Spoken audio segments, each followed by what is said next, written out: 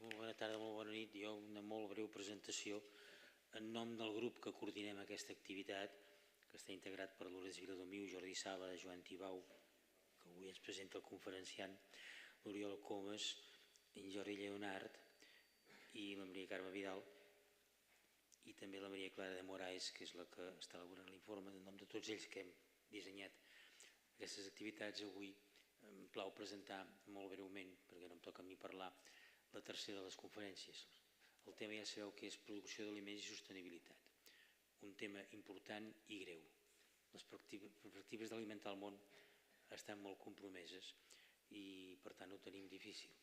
I avui tenim una aportació molt important per part d'una persona que en Joan Tibau la presentarà, que coneix el tema i que coneix el tema a l'abast europeu. Què passa amb la carn i amb les produccions animals, què menjarem, què no menjarem, quins bistecs ens tocarà menjar, quin impacte ambiental hi haurà i, en definitiva, si podrem posar aliments a taula per tothom i una mica de carn de tant en tant, si no ens diuen que anirem a l'infern si ho fem. Per tant, a partir d'aquí no em correspon res més. Thank you very much. El professor Rosati ha vingut expressament per fer aquesta conferència. Repeteixo, és una persona molt autoritzada, que coneix molt el tema i que ens il·lustrarà sobre el que hem de fer per produir, per menjar, per estalviar menjar, per respectar el medi ambient i perquè la vida segueixi, com deien les nostres àvies, amb tranquil·litat i bons aliments, que els temps avui posa molt difícil. Res més, moltes gràcies.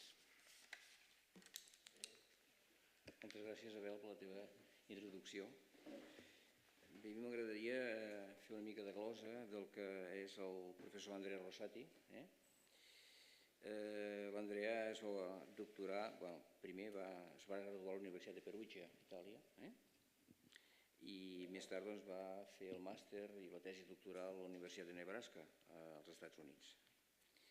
És una persona que ha estat sempre molt lligada amb organitzacions de genètica a nivell italià primerament, però potser el seu paper fonamental va ser el d'impulsar el que és gran part de la Federació Europea de Zootècnia. Ell és el secretari general des de fa molts anys de l'Associació Europea de Zootècnia, o de Ciència animal, i també de l'Associació Mundial de Producció Animal. Aquestes dues associacions apleguen el que serien la major part de les institucions científiques que estan vinculades a la producció animal al món. Bé, ell participa també en projectes d'investigació, ell i els seus grups, en aspectes de transferència i de difusió, i ha participat en molts mítings. Per exemple, un d'ells es va celebrar aquí a Barcelona l'any 2009, que era el 60è Congrés de la Federació Europea de Zootècnia, 60è, això el 2009, fa 14 anys ara. I van venir més de 1.300 assistents. Va ser un congrés molt important que va representar un canvi del rol d'aquesta associació dintre del que és els progressos de la producció animal a Europa.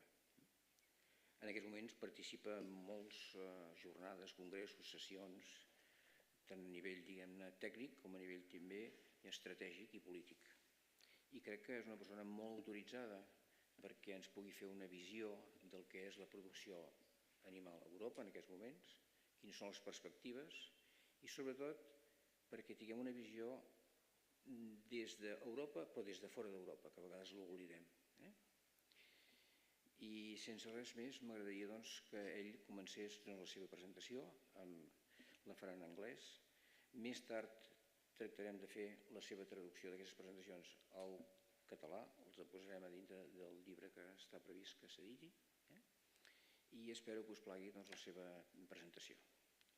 So, gràcies, Andrea. Gràcies. Thank you very much, Andrea, to be here. So, we are waiting for your presentation. Okay? Thank you very much, Joan. And I want to thank all of you who participate to this meeting, who spend some of your time today discussing of this important topic. I want to especially thank Joan.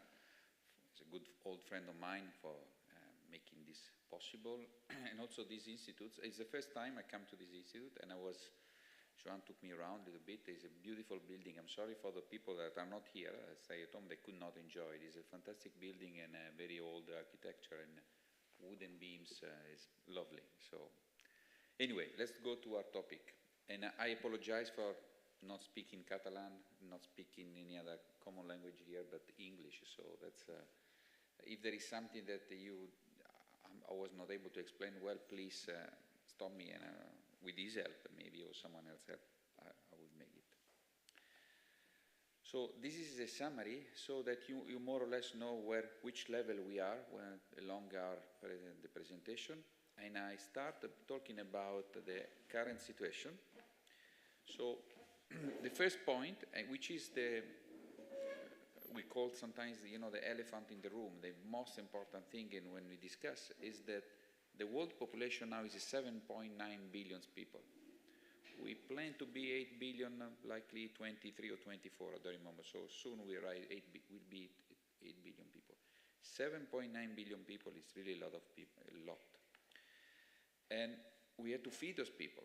And what we talk today now is the necessity of these people, how is it possible, if it will be possible, to feed these people in the future.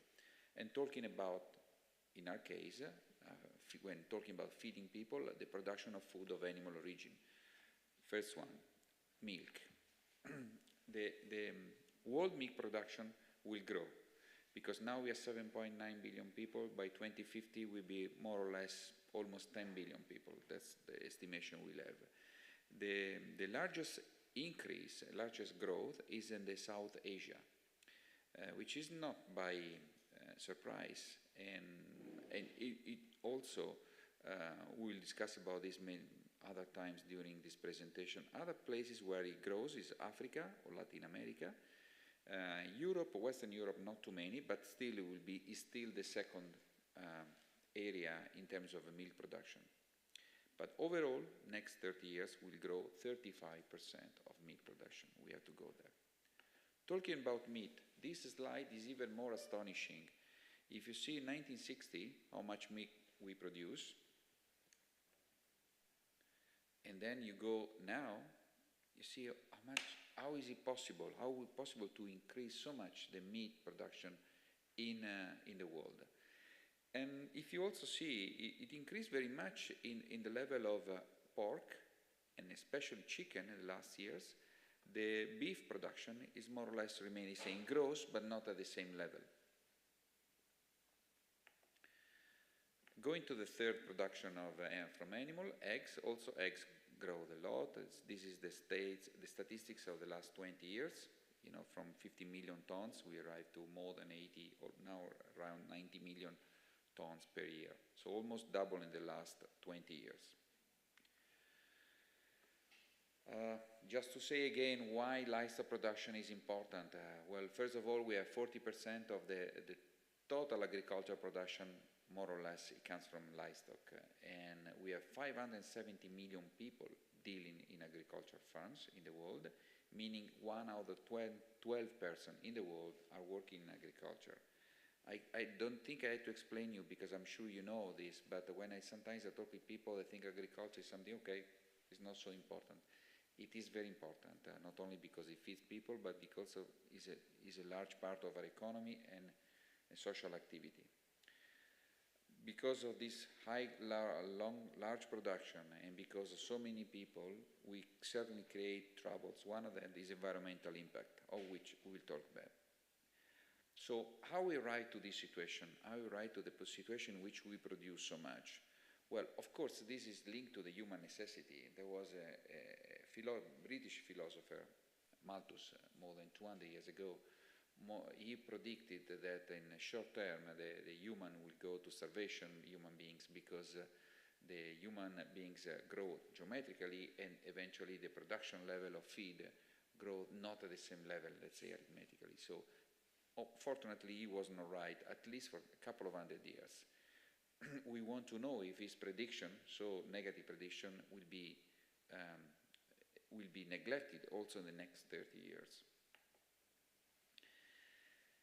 As a matter of fact, the daily supply of calories also grows very much and grows wherever in the world. here you have the figures of the world and grows up here. That's the average from all human beings in this world. All continents growth. Some a little more than others, like Asia, some less than others, like Africa. Also, we have, this is a jump, a very important jump. You see in, this one. If Eastern Europe, after the social changes, the early 90s, you see drop the level of calories to people and then arrive not at the same level as before, but almost.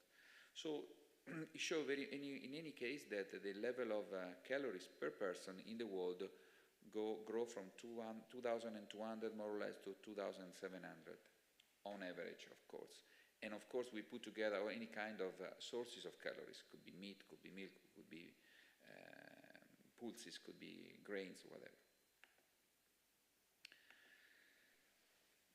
In any case, if you notice, there is Africa and then Asia, where the lowest and then the closest to the lower continent in terms of kilocalories per person. And here you see the percentage of undernourished human population by FAO, the usual countries, unfortunately to say, Congo, Somalia, Yemen, Iraq, Sudan, south of Sudan, which is here, there are no data, but we know there are really a lot of people are undernourished in that country.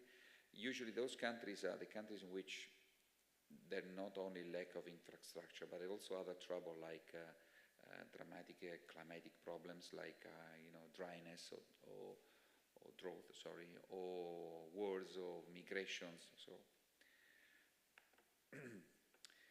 sometimes we hear people saying that food is lost or wasted, or which is the level, and we need to reduce this 1/3 that is lost or wasted to solve all the problems. Unfortunately, this is not possible because some of this, can be reduced, but it's not possible to reduce completely out of 0% because some of that is part of the production level. When thinking when the wheat is collected or cropped, and so something is lost in the field. So, for instance, no way to reduce to 0, but can be reduced. In any case, when you talk about meat and milk, we are around 20% of what is produced is lost or wasted. Lost is when it's lost from the production level before right to the market. Wasted when from the market to our garbage bin at home. Well, after being said that the food production is linked to the human necessity, which sounds so obvious, but I think it was good to say again, how we arrived to increase so much the production level in terms of kilocalories per person, and considering that this increase of 300-400 kilocalories per person in the last 60 years is also put together with the double of the population. So certainly we create a lot more food than in the past. There are, of course, due to technologies, we arrived to a situation like it was this one, and which is still present in many parts of the world, to this one. Which are the technologies that are, not only the technologies should be important, we have another slide with technology later on, but it should be also possible to apply technologies. So bringing the European technologies, for instance, or North American technologies to the developing countries is not so easy, because the fact that here the technology is well applied is because there are investment, because people make investment to do this technology improvement. We were chatting before with Joan, before coming here, about a country like Israel, for instance, has many spin-off where technology really is growing and then are applied in the rest of the world, but not really in the rest of the world. Some part of the world where investments are possible, where the culture is also make it possible, because also you need to be culturally prepared to accept these new technologies, as well as the society and infrastructure. We can have the best milk-producing farm in the center of Congo, but then if we don't have the infrastructure, the roads, the refrigerator system to move the production somewhere else, or to sell it or distribute to the people, then it certainly is not very efficient. So investment, culture, society, infrastructure, and also the technical expertise. This is something also that is lacking in the developing countries. The few good students that are in those countries, as soon as they are able to be very good, they are going to look for salaries, better salaries in the developed part of the world, and making their country even poorer than before. Well, when I thought about the applied technologies in animal production, I start to make a list. They are just random lists. Just the first one come to my mind were artificial insemination, UniFeed, IT management. Certainly I missed many of them. It's just at least the first, how many others? 7 that I got to my mind. But there are certainly many others. So how we arrive there?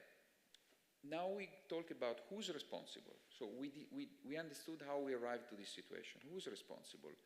I found 6 main actors in the livestock production. The first one, the one without whom I was not here talking to you today, the most important one, are the farmers. Well, the farmers are, in Europe, they are diminishing in number. Also, generally, this is a global trend, but they're diminishing, but the farm size increase. So there's also a more interesting slide later on to show that if the size of the farm is grows, then it's more possible to invest, and the technologies can be more applied. So the farmers are very important, of course, because they make the basic food production, but the trend is this: diminishing in number, larger farm size, more investment, and more technologies. Then researchers. The researchers live out of public support or private support. Both of them are important.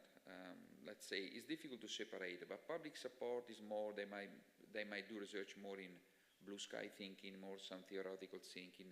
Private usually give more support for direct application, but it's very blended. It's not really like this.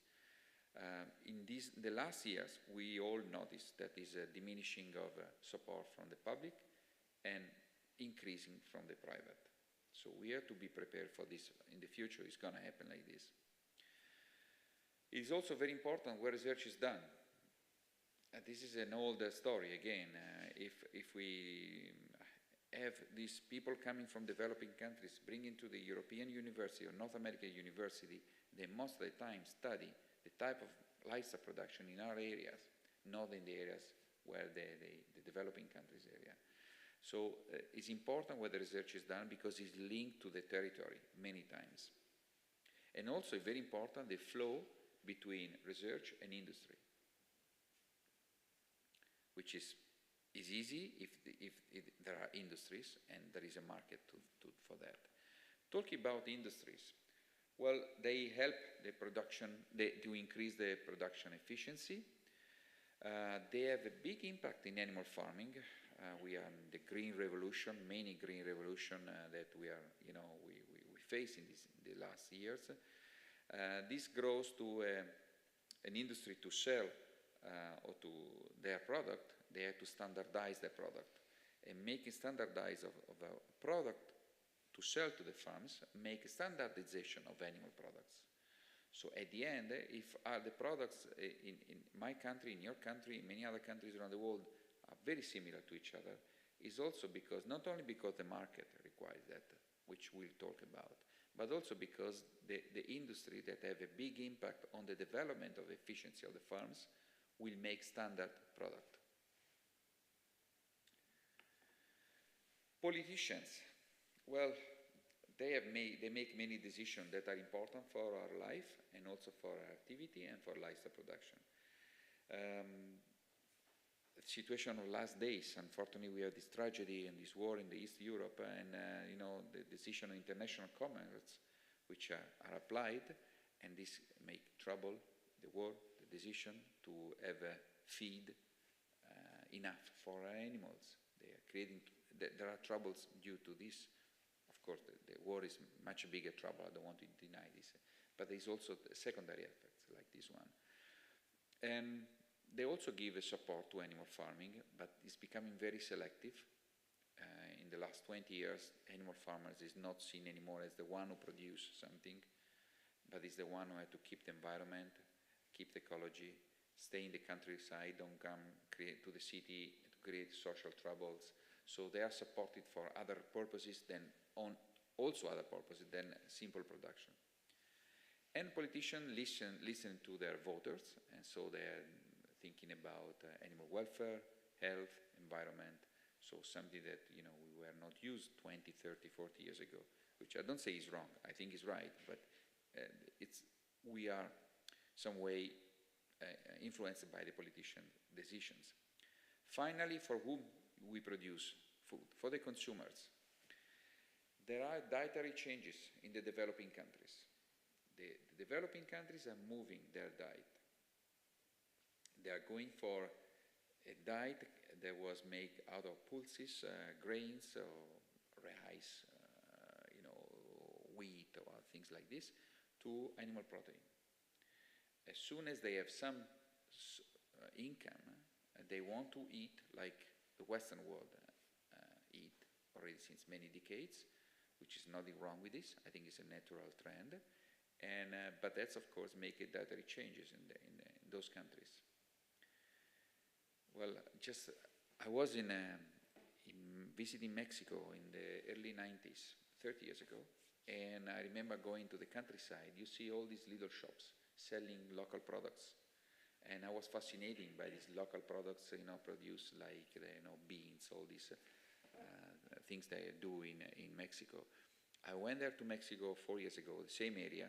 You don't find anymore all these small food store. You find a supermarket like in USA, and you find something I can find also at home. Not always, but always, often. So there is changes. The market is going, and the dietary changes, the dietary requirement of people is changing. It changes also in developed countries. We tend to eat a little bit less meat. We tend to drink less milk. Cheese is more or less the same level. But these changes in developing part of the world, in developed part of the world, make changing the livestock production systems and what we produce as an animal product. Also, the increase of human population has had a big impact. You remember I said the elephant in the room, this is 7.9 billion people that want to eat every day. They need to eat every day. And finally, the sixth sector is the civil society. They are not thinking only anymore about receiving food. They still think that food is a strategic value, but they think about environmental, animal welfare, ethical aspects. I often have friends who are vegans or vegetarians. I don't agree, of course, but the main reason is not really healthy reason. They say it's ethical reason, which we give full respect to this. Why not? So there is ethical aspects. They are not a large population, but still there is some of them. So we discuss about who's responsible. Now, talking about the European system, livestock production. Livestock production in the European Union is a large economic sector. If in the world the production livestock in the agricultural field was 40%, more or less, in Europe it's 45%. We are talking about 168 billion annually in European Union for products of animal origin, and generate jobs for almost 30 million people. Everyone, not only in the producing, but also in the processing centers, the selling, everyone else. Foreign production is more, this is one, I put this in between brackets because I thought it was interesting, I didn't want to forget to tell you, is more in dairy than in pig and chicken. Because in dairy, the mechanization is less possible, while in pig production and chicken production is more possible. And so that's another reason, and also including the fact that the efficiency of meat production, protein production, pig and poultry is higher than in beef or in dairy cow for milk, then this pig and poultry production boomed the last years. Something that is typical of Europe, which most of the times is something that is beneficial for our livestock industry compared to the rest of the world. One thing is the vicinity to technology development. Remember I say research is important where we do it. And then the short application chain from research to industry to farmers. It's very short. Many times happen in the same area. I'm from Italy. In the Po Valley we have a lot of research, a lot of industry, a lot of farmers. And I'm sure it's the same here in Catalonia or in Brittany, in France, or something like this. There is a cultural background which is higher. We know to have this implemented in a livestock farm, then you need to have a good cultural background to understand it, and the ability to invest in development. Also, the vicinity to reach market. our markets are richer than other parts of the world. In Europe, their market is rich. If you produce the same amount of milk or meat in a poor country, you get less money, you have less money to invest for the development. But on the other side, we have a higher labor cost and compared to developing world.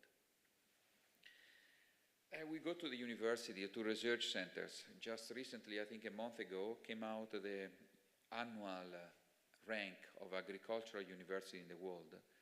And I think for the 7th years in a row, Wageningen University in the Netherlands is the #1 for the 7th year in a row. It's a really top university. But there are other 3 universities that are in the top 6. Another one is the SLU, Uppsala University in Sweden. Another one is Zurich Polytechnic in Switzerland. Another one is NMBU in Norway. Yeah. So it's, and then we have many other good universities around Europe, but these are the top ones. So the European universities are really on the top of the world. 4 out of 6 are from Europe. Also, there are many research agricultural centers linked to the regional government and national government. I'm thinking of the best example we have in Europe, which is in Rye, now in France. There are 10,000 people working for the Institute of Research of Agronomic Research and Environment now. So this is also the research level in Europe is certainly very good, but it's not so homogeneous around the continent. I don't want to name because it's not polite to name, but some part of Europe is not so much advanced as other part of Europe. Some way, the EU framework project programs help very much of dissemination of science and creating a European network. And that was a fantastic invention. Someone did, I think, in the 80s of the last century. There is still some minor shortcomings, and as an EAP, I can see this, and that I think is positive. 90% of this is very positive. There is still a 10% that need to be improved. The fact that there is some universities, some research areas, some area is rarely included in the EU projects. So we have like a dictatorship of research from some area, and which is everyone complain. And I still don't find the solution to this problem. Still, it's a fantastic opportunity that everyone has. We in EAP, we participate in 23, 24 projects, so we work on that constantly. But, and we know how important it is. We were chatting before with Juan Pablo, we discovered we were meeting before in the EU project we participate together, which is named Gene Switch. Let's mention it. Okay, livestock production in Europe. Not only the research is different around Europe, but also where animal production is included. Here you see in dark green the area where there is more production, which is a livestock unit per hectare. And you see Catalonia is one of that, and Brittany, and the Po Valley in Italy, and then the area between the Netherlands and Belgium and northwest Germany, and somewhere in Austria and Bavaria, in Denmark and Ireland. So these are the areas where there's more, and Cyprus, surprisingly. Brittany, yes. Yeah. Okay, that's about where is more research and where is more in Europe and where is more livestock productions. Let's talk about the evolution of consumption of animal products per person in Europe. If we make 100 the per consumption in 1980, let's see what happened in 2010, which is the most updated we have, so in 30 years. We can easily see that poultry is the one that almost doubled. So the consumption of poultry in 30 years almost doubled. Fish also grow very much, and that's all due to aquaculture, certainly. And pig and dairy grow a little bit. Eggs, more or less the same. Sheep and beef decrease consumption per person in Europe. It's more or less what happened at the global level. It's not so much different. There are differences in different areas in the world, but this trend, we saw it, you remember when in one of the previous slides. this is complicated slides, but just to show use of milk in European Union. When sometimes you say we export milk, we import milk, it's a very low amount. You see 0.4 and 0 is imported and 0.1 is exported. So it's really not too much. What happens to milk?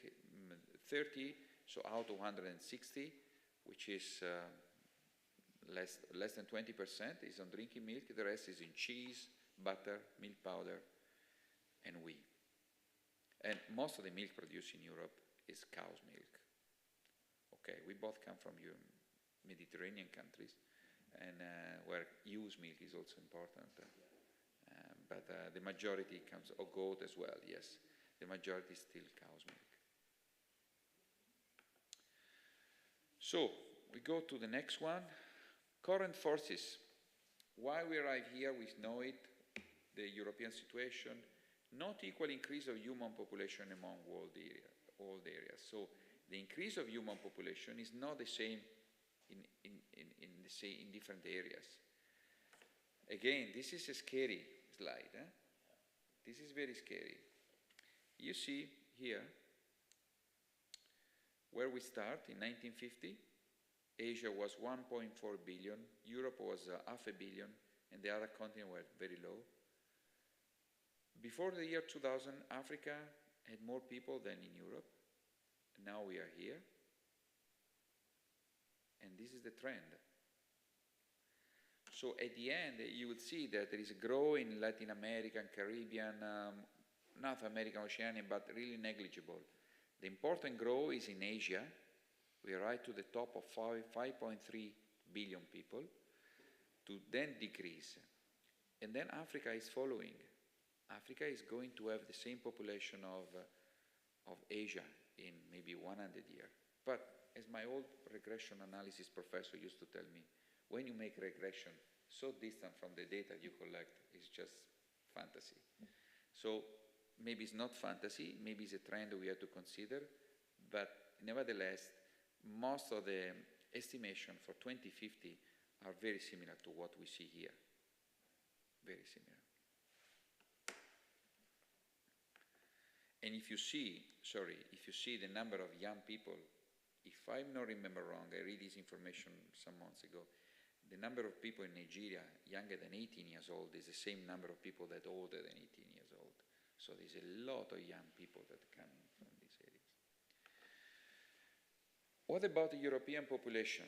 Well, European population, currently we are at this level, 750 something, 67 more or less.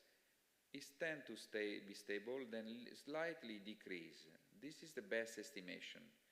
These dot lines are the 80% predicted interval and 95% predicted interval.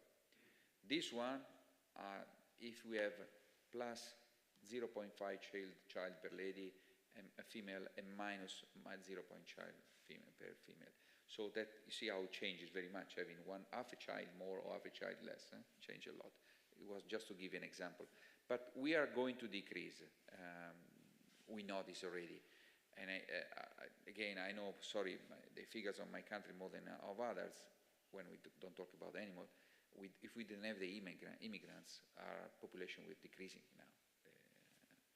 We are at the same level, grow a little bit because of immigrants, but I think it's normal in many other European countries. So, the increase of human population among world areas is different.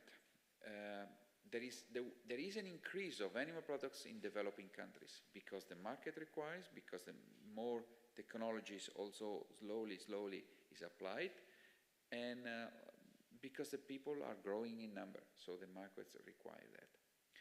There is also social, traditional, environmental aspects that are modifying. When we talk about animal farming, we talk about agriculture.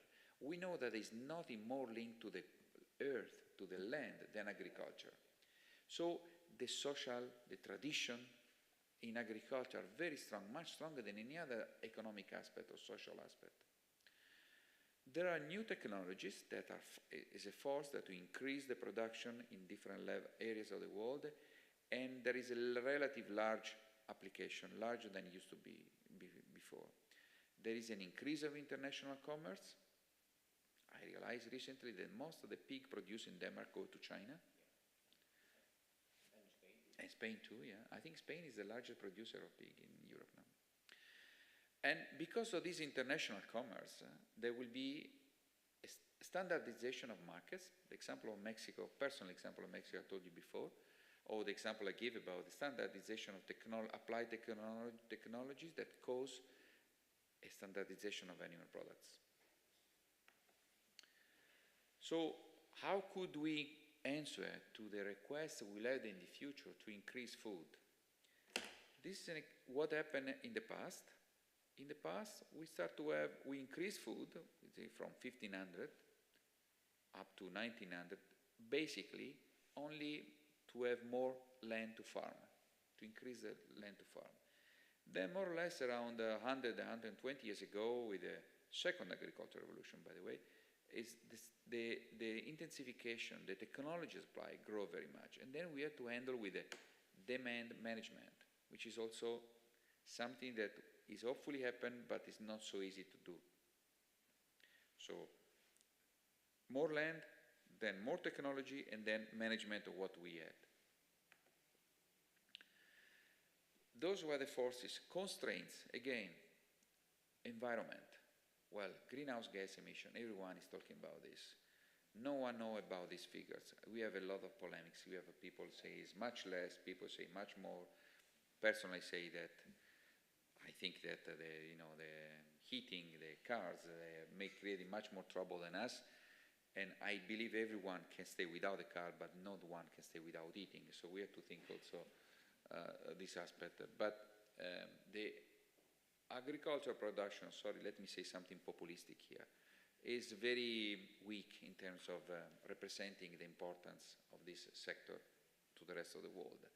The people producing gasoline are much stronger than us, so they're pointing the finger at someone else, and we are the weakest part of the society, and so then we have to stand this. But anyway, 14.5% is what more or less people are thinking, but they say someone say more, someone is say less. There are many ways to measure this figure.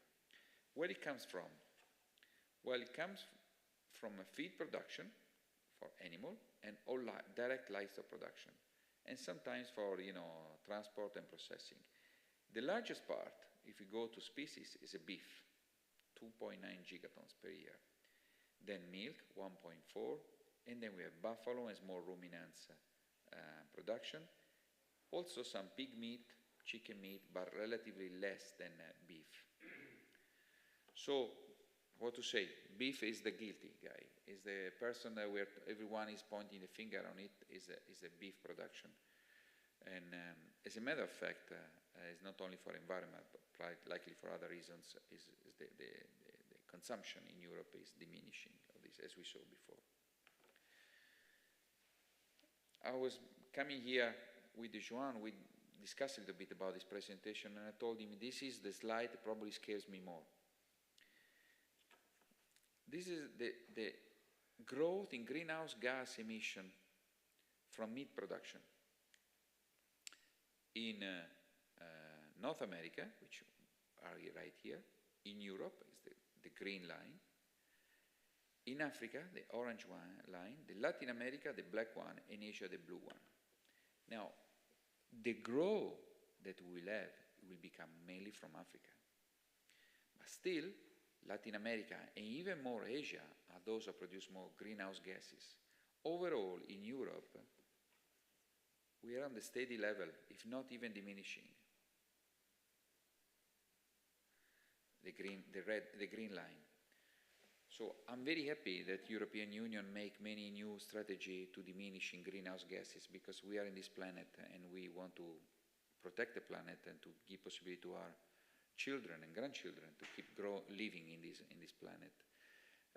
But sometimes we forget to say that we are not the most important, the guilty guys here. Other continents are more guilty than us. I understand that in those continents it's more difficult to apply a reduction of greenhouse gases, which is certainly impossible to do in many aspects. But I think we have to consider this point, that we are solving the small problem because this is the place where we can solve it. But the larger problem is where we cannot act, because this is what happened. And in Africa, you say it's growing, it's planned to grow. Okay, good part of the Latin America beef production comes to Europe or comes to North America. So, okay, they produce greenhouse gas, but it comes from us. So secondary, we are responsible for that as well.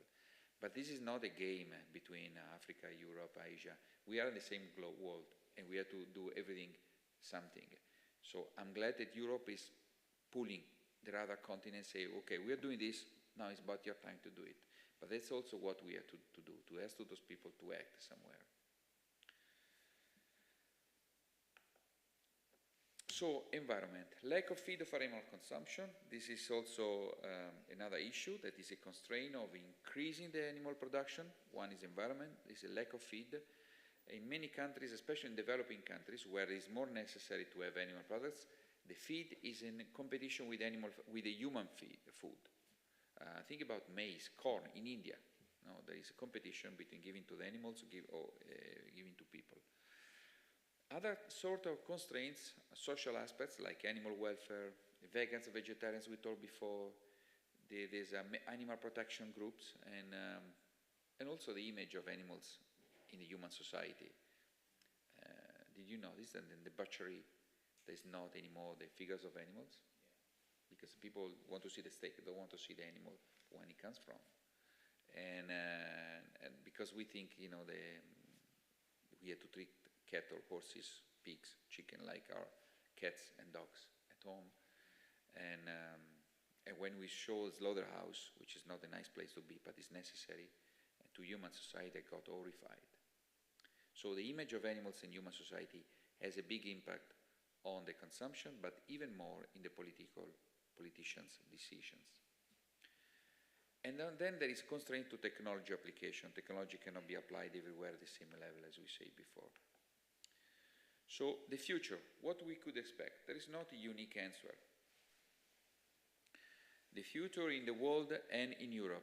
As we say, the human population now is 7-9 billion, will be 9.5 and maybe even more in less than 30 years. The European population is 725, maybe grow, will be 725, now it's 745, so more or less remain stable. There will be a larger demand of animal products, and to satisfy the request, which is not only for calories, but also for the taste, the social sign of eating meat or drinking milk or eating cheese that in developing countries exist. And the European animal production will remain stable, although improving the efficiency, as we think it will diminish the number of animals. It happens already. Now we produce more or less the same amount of milk as in the past with less animals.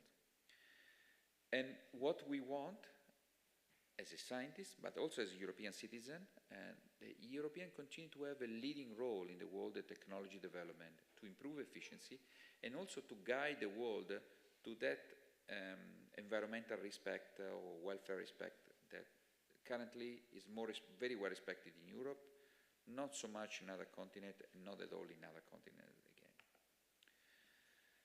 At the end of the day, the world must produce more meat, milk, eggs, with higher quality standards, lower cost, so that everyone can afford it, having a decreasing in environmental impact, respecting social aspect and social willingness. But at the end of the day, we have to have economic efficient farms, because if we do all these constraints and the farmers are not economically efficient, they stop to make farm, to produce animal, and to have animals and produce animal product. Consumption of animal products in current developing countries will increase. In Europe, we say we remain stable. In general, Europe is not a large continent, but it's like 745 million people, so it's not the same everywhere. The consumption of animal products will grow due especially or mainly because they grow the developing countries' consumption.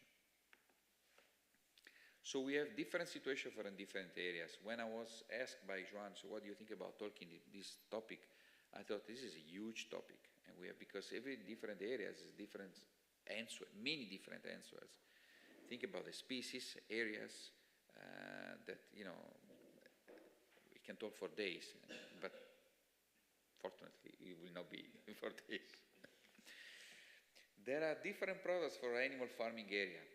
One of the things that we noticed in the last decades is the urbanization.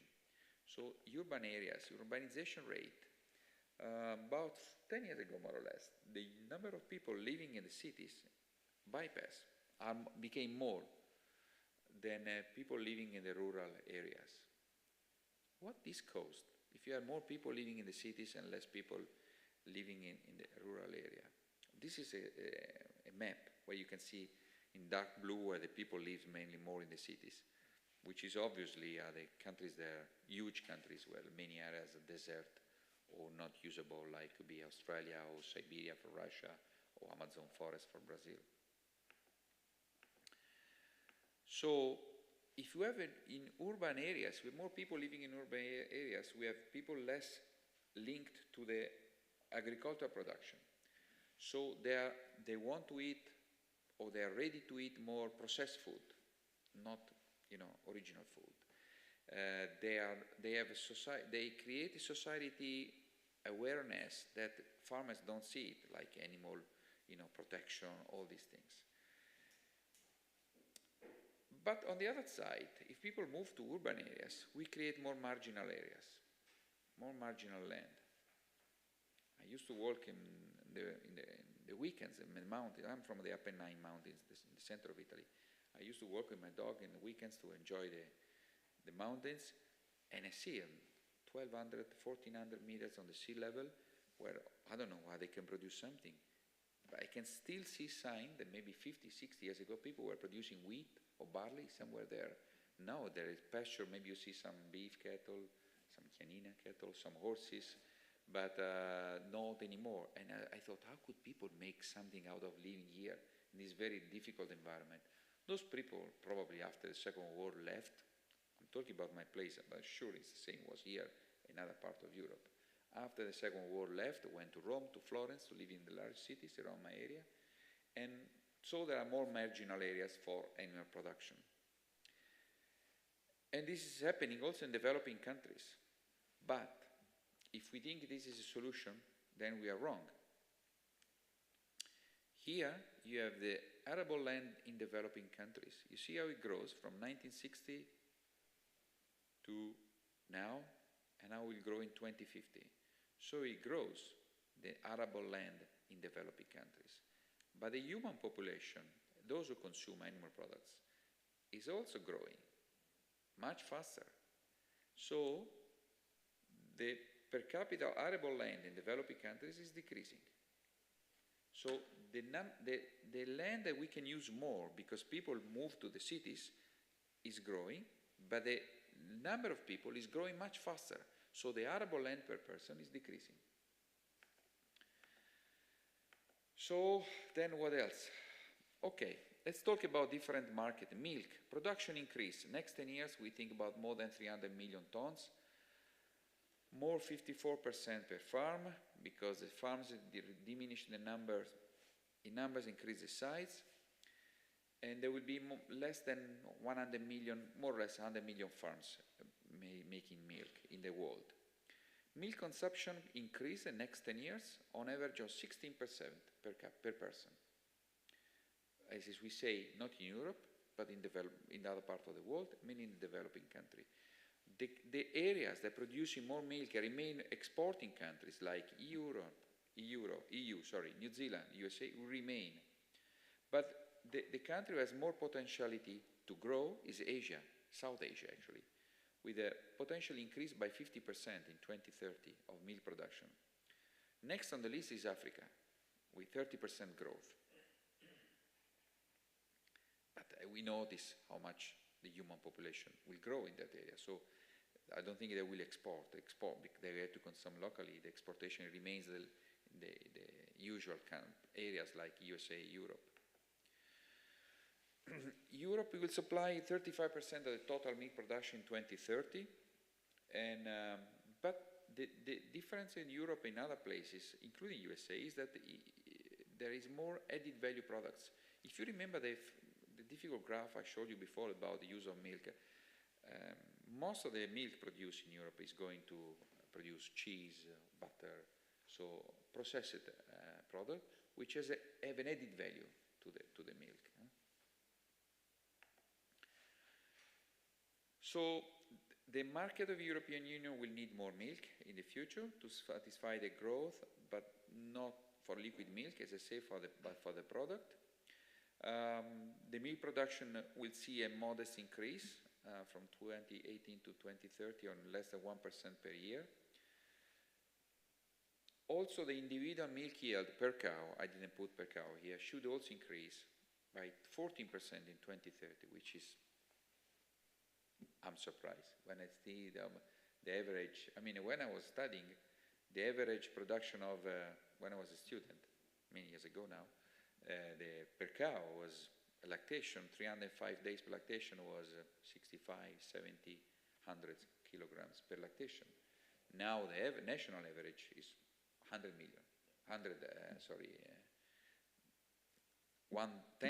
milk production per lactation. So it's, and it will keep growing.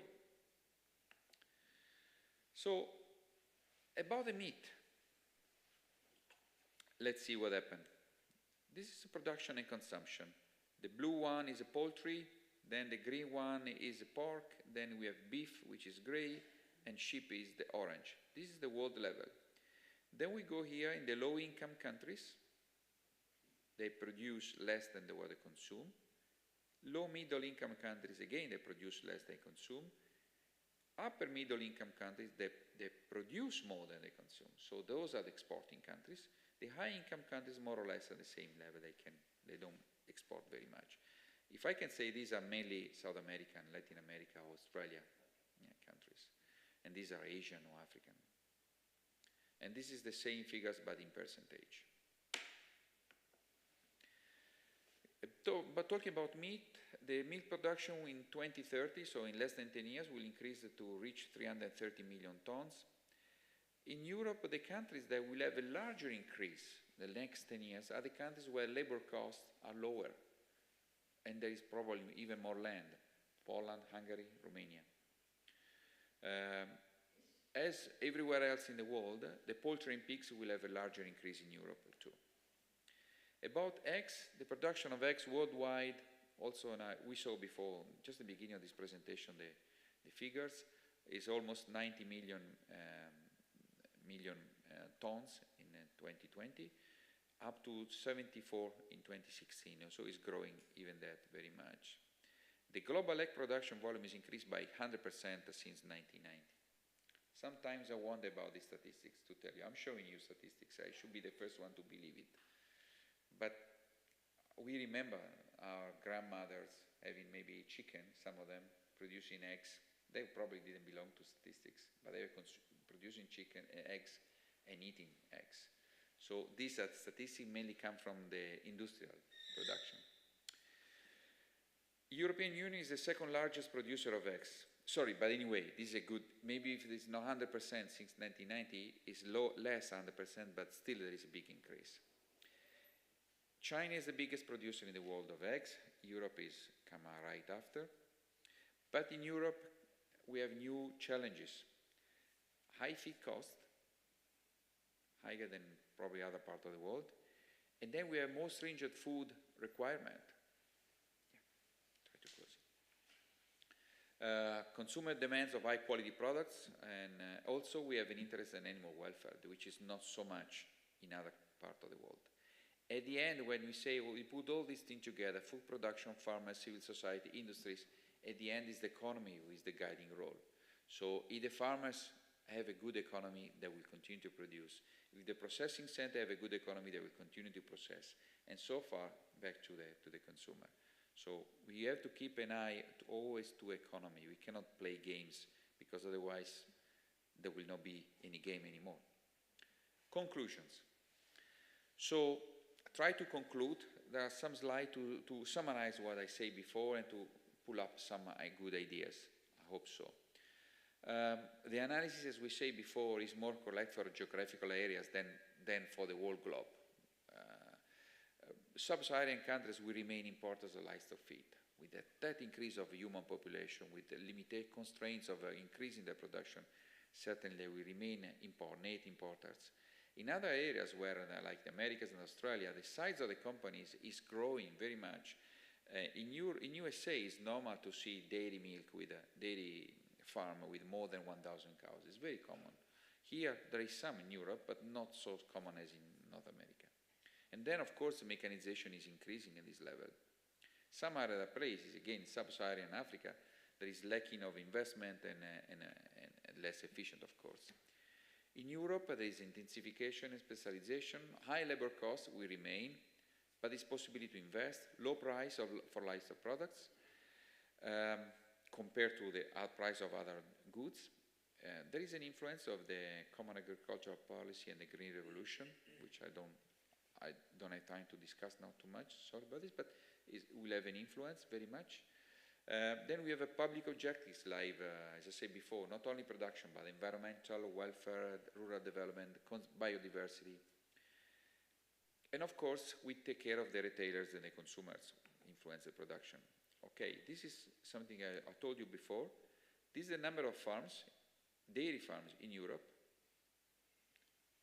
You see, from 1980 to 2020 almost. And this is the size, in terms of herd size. On average 20 cows, now on average 100 cows. So can you imagine how much changes there were in the last 40 years? In Latin America, there is an equal access to land and natural resources. There are large estates.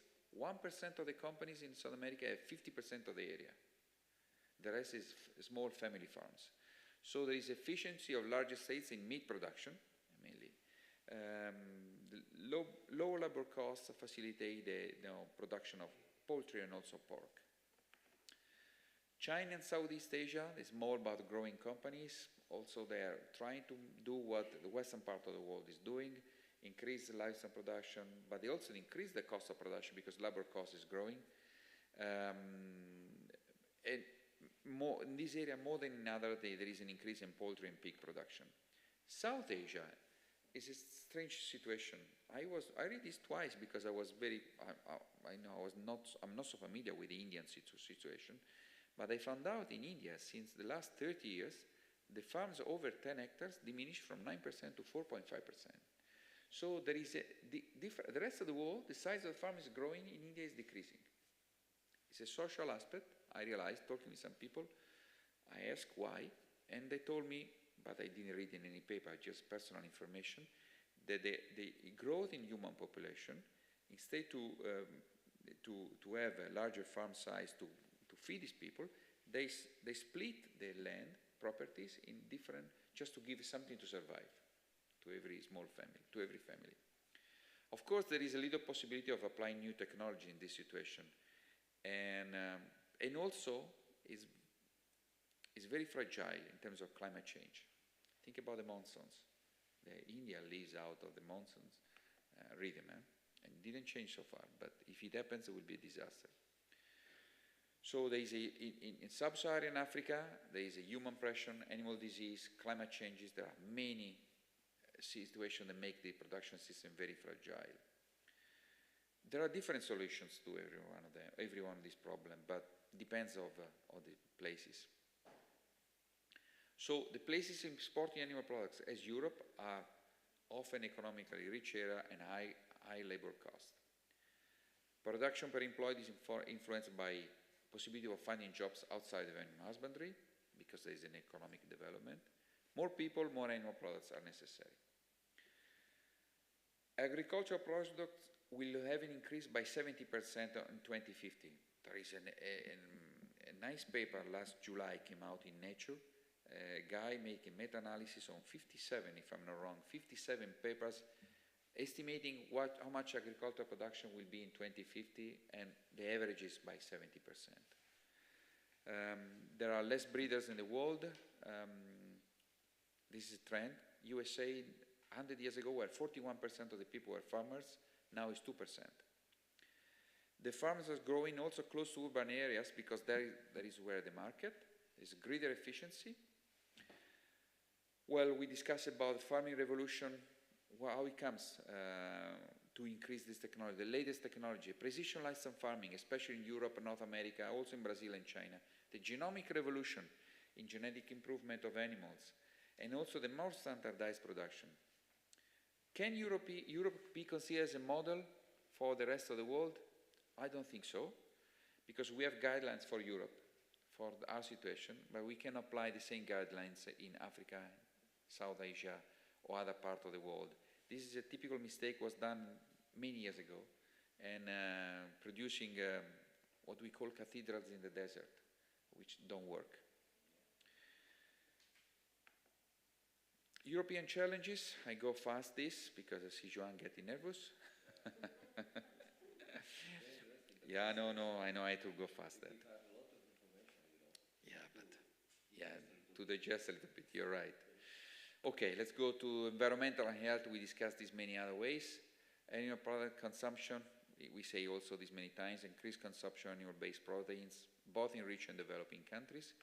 And the final slide and the conclusion, which I say with a global demand of very sharp increase in animal products and the constraints associated with this environment, welfare, climate change, all these problems, the possibility of maintaining the environment as it is today and at the same time satisfying the global demand of animal products is certainly very limited. And the only thing I think is that the only solution is to improve the technology, to improve research, to speed up the research, to find better solution. Although I think that despite the efforts of the research, the industrial economic world, both now and the future, prefer not to change in order to find long-term and not interesting solutions. We remember one of the slides before, public support in research is diminishing, private support is growing, and the private need to have a return in a short, mid-term, not in long term. And this is something that to work in the long term. And if we diminish the public support, then the long-term solution will be more difficult to be found. Thank you very much. Okay, thank you.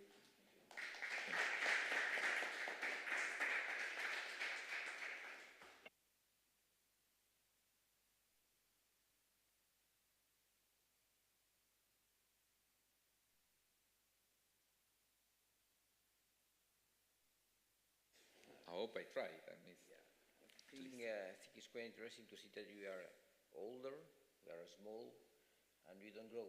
So we need to look outside to see what happens with our system of production. I would like to ask you, before they appear some questions from outside, I suppose, about your opinion on these new ways to provide with protein in the world. First of all these changes in vegan meat, artificial meat. And did you think this will help the reduction of the scarcity of food in the world? Or this is just one new fashion way to look at the situation? Well, I think you gave part of the answer already. I mean, it's many ways it's a fashion, but let's go a little bit more in details. You asked about vegan and vegetarians first, and I think that there is a growing number of people being vegans and vegetarians, but where? In Europe, North America? If other people in other parts of the world there don't even think about that. It's something that culturally happens to be here. I'm not judging, but I say it's here. And it's not where we will have the larger demand of animal products, which is Asia, South Asia, Southeast Asia, Africa, and maybe also Latin America. So the impact of vegan and vegetarian is very limited. And I was mentioning this before during the presentation, and preparing this presentation, I read many other papers, and I found out that in China, I talked to you before this story, in China, the last 60 years, the animal product, the protein of animal origin, grow 9 times per person, not double, not 50% more, times 9. So they change completely diet, and there are 1.3 billion people and growing. So if you have 3, 4, 5 million vegans in Europe, it will not make any impact in the world. This is first thing. Then you say about artificial meat, my personal impression is that probably it's not, will be maybe something, but I don't know too much. We organized a webinar in last February on this with my good friend and colleague Jean-François Auquet. He's an expert on this. But I'm not an expert on this. My personal feeling is will not be also have a big impact on this aspect. I trust more in the other sources of protein to feed the animals, like insects, for instance. The insect industry is growing incredibly. In the last 10, 15 years, the industry are growing, farms are growing very much. And I don't know what impact they have, but they lead me to be more optimistic that we can find protein to feed animals, without spending too much energy, without many environmental impact, and without even in a small area. It'll be more solid as a production for the vegans, vegetarian, not at all. Meat, I don't know too much. In addition, there is some healthy concerns about veganism, extreme veganism. No? There are healthy concerns, but our grandparents, when they finally were not so poor anymore, they show around the world that they were not so poor anymore because they were able to eat meat every day. Because their parents, they could not.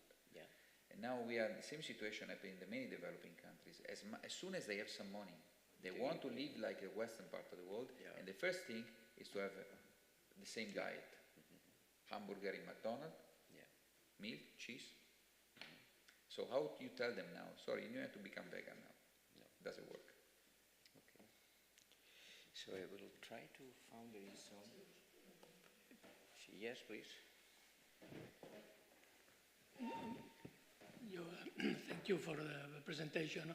There one aspect that is also interesting, an interesting factor that influences decisions of people are those reports on health.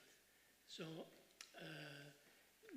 on red meat consumption having an important effect on health, no? So I mean, this is also a factor, especially in Europe, in the States. I agree with you that, of course, people, I mean, we have seen that in China, that as soon as they have some money, they try to be like the American ones. But also at the same time, we know that for production, for the kind of resources that meat production, as in the States, is done, I mean, it's impossible to reach the same level for the people in the world, as you can say. So, number one, environmental impact is an important factor, and then health impact. So, I mean, also land resources, there are not enough land.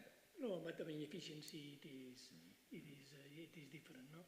I mean, what do you think? I mean, it is also health concerns have an impact in all these situations, especially in developing countries? It will be. Currently, I don't see very much, but it certainly will be.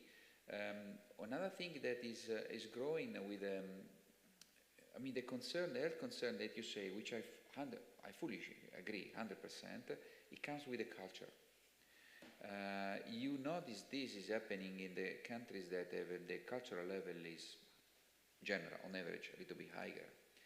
When also these countries will reach the same cultural level, and I'm not talking about knowing mathematics, I'm talking about cultural level, you understand me, then probably there will be an impact on this health effect. Even in our countries, the poorer part of the countries are where you have more fat kids. And it's because it's not the poor, it's because everyone can afford to buy in McDonald's. But it's because there is not enough culture to understand that if you feed the kids with a McDonald's every day, it becomes like a bowl. So this is something that it comes with the culture. But I'm very happy also that there is a growth in a fish product, because as we know, this is healthier. And overall, also the poultry is healthier than red meat. So this don't think comes from culture because it's cheaper and it's more affordable. But I think it comes with culture. Not now, but it will go. Everyone knows, at least when we are in a certain age, that the cultural changes are slow. They will arrive, but it takes years and years. Okay. There is another question here. Please. Just a quick question. Please. I'm glad you mentioned malthus in the beginning of your talk, but nobody cares about malthus, no? It's because About what? Malthus, Robert Malthus. Ah, yes. Yeah. So the population is growing, and the planet, we're sure that it's not going to hold all these people in a few years. No? So going to a particular question in terms of animal proteins, and according to your data, we agree that we have to switch to poultry because it's the less production has of GHG emissions, and in the middle of this such energetic transition and decarbonization, this is clear. And we need less space, and probably we don't care too much about the welfare of the animal welfare. This is another problem, no? And overall, a comment at the end of your presentation in terms of economy. So now the small farmers in this country cannot survive if you have less than 50 or 100 cows, no? Yeah. So, and this is something that it's a big economic decision that either you help the small farmers or you switch to particular huge farmers and you decide the prices of the milk, for example, no? I go immediately to this one. There was a Agenda 2000, some of you might remember, that was made by agriculture commissioner. He was Austrian, I forgot his name, 25 years ago. Agenda 2000 was about how we plan to be agriculture in the year 2000. And he was the first one, he was very, looking forward. He's the first one to say that the farmers are not anymore producers of food, but they are environmental keeping and social keeping, as I mentioned this before, keeping the land in the countryside so they don't come to be unemployed people in the cities and creating social troubles. So that's why I think we need to support those people in Europe. I think in Europe we can afford it. We need to support those people living in the mountains, even with 20 animals, with 25 animals, but they keep the environment, they stay there, and whatever other people say, if there are animals, the environment is much better, it's much well kept and much more produced. Of course, if you think about the intensive system, no, it's different. But when we think about these people in the marginal lands, I would really support this area. So, and about chicken, yes, it is going. Maybe in the future, who knows? In 10 years, chicken and pig will be the normal meat, and when we want to do something strange and luxury, we have a beef steak, like we do now with oysters or champagne, whatever. It was in Mediterranean countries. Yeah. Exactly. Countries it was not beef. No. It was poultry and pig. Or lamb. Or lamb. Yeah. Like in Japan, you have the beef, it's luxury. Yeah, exactly. Yeah. They don't have rooms. Till now, you don't use the word fire. The agriculture and extensive animal production is helping to maintain the forest clean, to clean the and the forest. surrounds too, and they avoid the problems of deforestation in one part, in another part, avoiding the risk of clean fire. from shrubs. Yeah, I think it's very important to take in account. I prefer to pay farmers than bombes, firemen. Firemen, yes. Yeah. Yeah, but there are some questions here. Can you read that? Okay, I can read the first one You from. mentioned the vegan-vegetarian is low. However, in the social media, they are very effective and influence the society view of your production system. What should we do? Yeah, this is a question coming from Maria Devant. Maria Devant, yeah. Yeah, it's an interesting question. Very good, thank you, Maria. Because this is one of the weakness that we have. The weakness comes from the fact that we are not good in say what we do. How can I explain this better?